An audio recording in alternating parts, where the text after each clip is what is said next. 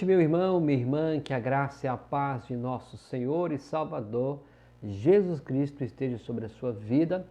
Seja bem-vindo, irmão, irmã, amigo e amigo, nosso convidado. Estamos aqui começando mais um estudo da Palavra de Deus, já para a nossa sétima exposição da carta do apóstolo Paulo aos Filipenses. Hoje vamos tratar do capítulo 3, os versos de 3 versos 4 a 7. Isso mesmo. Somos aqui a Igreja Presbiteriana no bairro Betânia, em Ipatinga, Minas Gerais. Você, nosso convidado, está conosco também aqui nos nossos cultos, tá bom?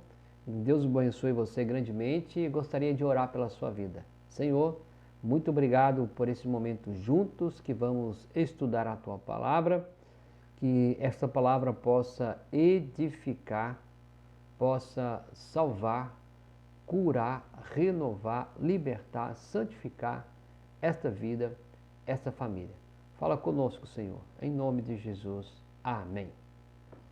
Falamos dos estudos anteriores do capítulo 3, quando Paulo não começa o seu capítulo dizendo a respeito que a alegria não pode ser destruída, e que ele vai repetir os seus ensinos, e ele começa então a tratar sobre os maus mestres, os falsos mestres, tratando eles como cães, falando deles que como mau obreiro e ainda aqueles da falsa circuncisão.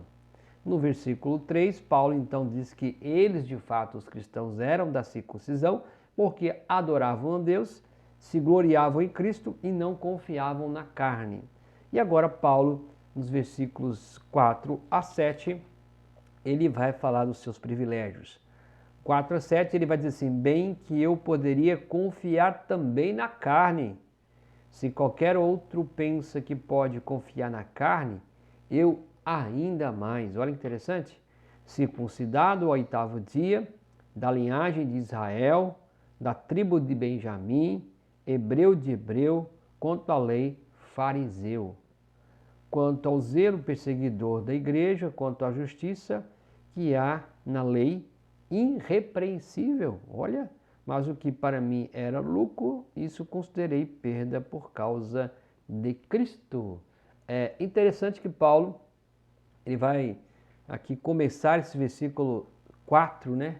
Haja vista que Paulo termina de atacar os mestres judeus, afirmando que são os cristãos, não os judeus, os que estão circuncidados de verdade e que o constitui verdadeiro povo da aliança e efetivamente estão numa relação especial com Deus. Então Paulo está dizendo que os cristãos é que estão nessa relação e não os judeus. Se seus adversários tivessem tentado refutá-lo, pode ser que Paulo dissesse: mas você é cristão? Portanto, não sabe do que está falando, não sabe o que é ser judeu. Paulo então tinha essa linhagem bem interessante que poderia de fato contrapor tudo o que eles pudessem dizer. Então, de modo que Paulo mostra aqui, meus irmãos, nesses versículos, as suas credenciais. Não faz parte aqui do seu orgulho, não faz para gabar-se, nem para se dar crédito a si mesmo, à pessoa dele, mas ele só faz isso para mostrar que ele desfrutava de todos os privilégios que os judeus desfrutavam e que tinha alcançado tudo que um judeu poderia alcançar ou poderia obter. Sabia o que era ser judeu no mais alto significado da palavra. Olha, ele tinha pleno conhecimento, ele era voluntário e ele tinha tudo. E tudo que ele fez, ele abandonou por causa de Cristo Jesus. Cada frase deste catálogo aqui, dessa descrição de privilégio que Paulo coloca e tem um significado especial. Eu gostaria que nós pudéssemos aqui rever estes significados para aprendermos mais. Então, Paulo começa então a dizer: tinha sido circuncidado ao 8º dia. Então ele coloca os seus privilégios, as suas credenciais, contrapondo os judeus. Abraão tinha recebido o seguinte mandato de Deus, que ao 8º dia deveria ser circuncidado entre vós, ele coloca isso lá em Gênesis 17, e esta era uma prescrição que repetiu com uma lei perpetuamente em Israel Levítico, que a gente vai encontrar isso, tá bom? Então Paulo sabia dessas prescrições. Então com esta declaração, Paulo deixa claro que não é um ismaelita, porque estes se circuncidavam aos 13 anos. Nem era um prosélito que tinha ingressado tardiamente à fé judia, recebendo a circuncisão numa idade amadurecida. Aqui ele sublinha o fato de ter nascido na fé judaica. Ele conhecia seus privilégios. Ele tinha observado as suas cerimônias. Desde o seu nascimento, ao 8º dia, ele fora batizado. E ele então coloca no 2, era da linhagem de Israel.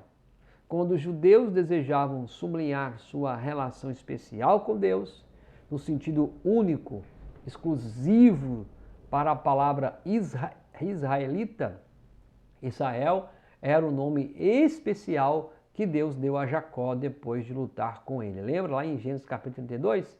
Então Paulo está destacando que ele não só foi circuncidado ao 8º dia, mas também que ele era da linhagem de Israel. No sentido estrito da palavra, a herança privilegiada do povo eleito tinha seu ponto de partida em Israel, povo escolhido, um povo declarado santo. Então, os ismaelitas podiam traçar sua descendência até Abraão, já que Ismael também tinha sido engradado por Abraão e Agar, né, o irmão que é aí que você tem. Então, os idumeus podiam também traçar a sua ascendência até Isaac, porque Esaú, o fundador da nação idumeia, também tinha sido filho de Isaac. Mas só os israelitas podiam traçar sua descendência até Jacó, a quem Deus lhe tinha dado o nome de Israel.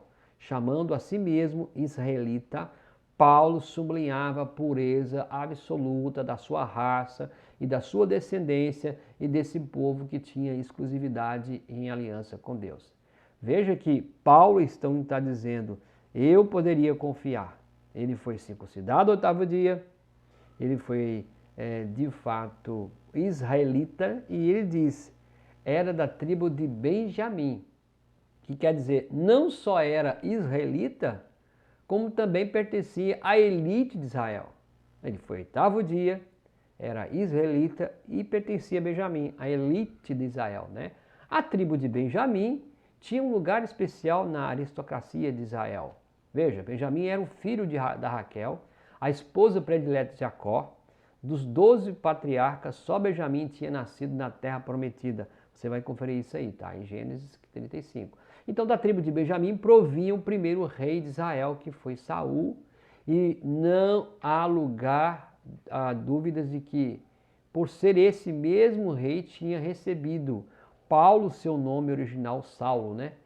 Sob a ordem de Roboão, o reinado se rasgou e dividiu. Então, as 10 tribos se separaram com Jeroboão, e a tribo de Benjamim foi a única coisa que permaneceu fiel a Judá, ao reino do sul, que era Judá. 1 Reis 12, você vai encontrar isso, tá bom? Uma outra coisa que nós temos aqui que acrescentar, quando a nação voltou do exílio, o novo núcleo nacional provinha das tribos de Benjamim e de Judá. Êxodo capítulo 4, verso 1. Então, a tribo de Benjamim tinha um lugar de honra na linhagem e na linha de batalha, até tal ponto que o grito de guerra de Israel era: após ti, ó Benjamim, após ti, ó Benjamim. Então veja que Paulo está mostrando as suas credenciais. Ele está dizendo que, para esses judeus, que ele não era um qualquer. Ele era circuncidado ao 8º dia, era israelita e era da tribo de Benjamim. A importante festa de Purim, que cada ano se celebrava com grande regozijo, comemorava-se a libertação, que narra o choro de Esté e cuja figura central era o benjamita Mardoqueu, lembra desse episódio? Quando então Paulo afirma que pertence à tribo de Benjamim, não só afirma ser verdadeiro israelita, mas também pertence à mais alta aristocracia de Israel. Veja que ele está mostrando para esses irmãos aqui, para esses judeus e para os filipenses, que ele poderia fazer muito mais. Ele poderia usar a si mesmo, né? Assim, pois, Paulo demonstra, meus queridos, que era desde seu nascimento um judeu temente a Deus e um observador da lei. Da sua linhagem era o mais puro dentro da nação judaica. Pertencia à mais aristocracia da tribo dos judeus. Com isso, Paulo diz que ele largou tudo por causa de Cristo. Estas eram as suas vantagens de nascimento e seus privilégios de berço e formação, que não é uma formação qualquer. Ele tinha essas vantagens que ele coloca aqui. E isso é importante porque ele está notificando isso. Não é para a sua própria glória, mas é para mostrar a esses falsos profetas, esses judeus que estavam contrapondo a ele e tentando atrapalhar os irmãos que estavam em Filipos, de que de fato o evangelho cristão, o cristianismo, o cristão tem como base a Jesus Cristo como Senhor e Salvador. Não é mais a lei, não é mais o rito, mas aquilo que é de livre graça da vontade de Deus. Então Paulo coloca isso aqui bem claro para esses irmãos. Então Paulo termina então aqui de atacar os mestres judeus, meus irmãos, afirmando que são os cristãos, não os judeus. Olha, ele ataca dizendo que são os cristãos, não os judeus, o povo da verdade, o povo circuncidado, o povo que constitui o verdadeiro povo da aliança, que efetivamente estão numa relação especial com Deus. Então esse povo que é do povo da aliança, um povo que está em relação com Deus, que é da circuncisão, é o povo cristão. Paulo coloca isso aqui bem claro. Se seus adversários tivessem tentado refutá-lo, pode ser que ele dissesse, mas você é cristão? Portanto, não sabe do que está falando, não sabe o que é ser judeus. Então veja que Paulo diz assim, bem que eu poderia confiar, Filipenses 3, verso 4 em diante. Bem sei que eu poderia confiar também na carne, tá? Por que na carne que ele está dizendo? Por causa dessas prescrições que ele tinha, dessas qualidades. Se qualquer outro pensa que pode confiar na carne, eu ainda mais, olha aí, reforçando. Eu posso confiar na carne. Se você acha que pode confiar na carne, judeu, você que está dizendo isso aí, eu posso muito mais. Por quê? Aí ele começa a falar por quê. Porque ele foi circuncidado no 8º dia, ela é da linhagem de Israel, da tribo de Benjamim, hebreu de hebreu, quanto à lei, fariseu, olha que interessante, quanto ao zelo, perseguidor da igreja, então ele era fariseu, observador da lei, perseguiu a igreja. Quanto à justiça, o que há na lei, irrepreensível. Você imagina?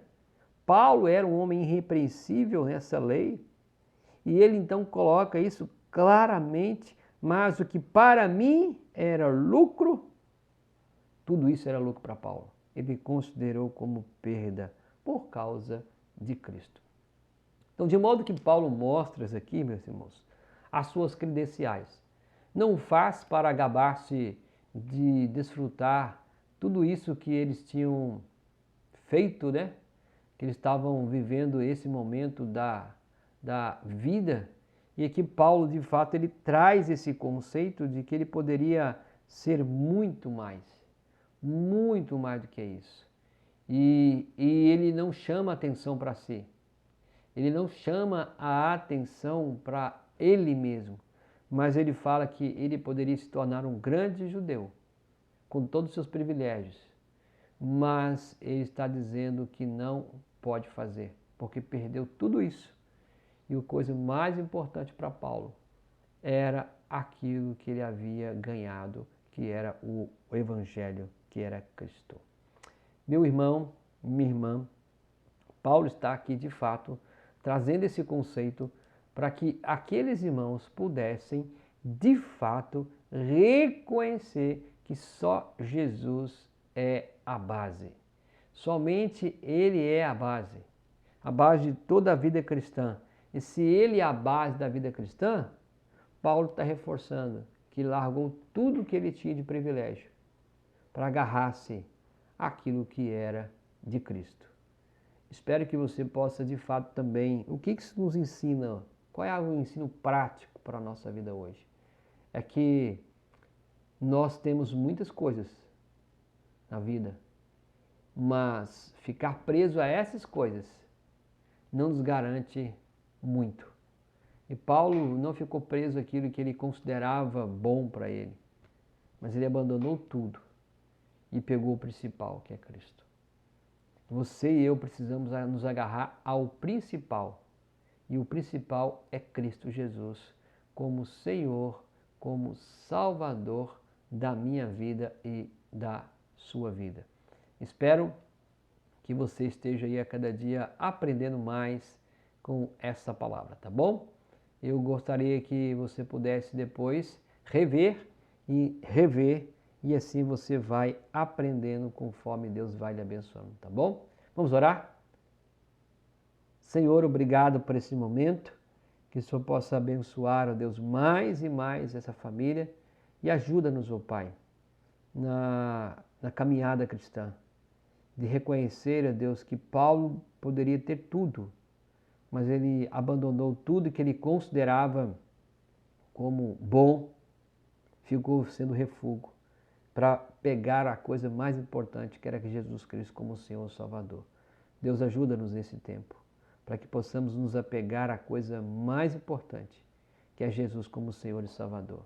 Obrigado por tudo, Pai, em nome de Jesus. Amém. Meu irmão, minha irmã, muito obrigado pela sua atenção. Obrigado pelo seu momento. Quero te convidar você a estar conosco novamente no próximo estudo, tá bom? Um forte abraço. Fique na paz de nosso Senhor e Salvador Jesus Cristo.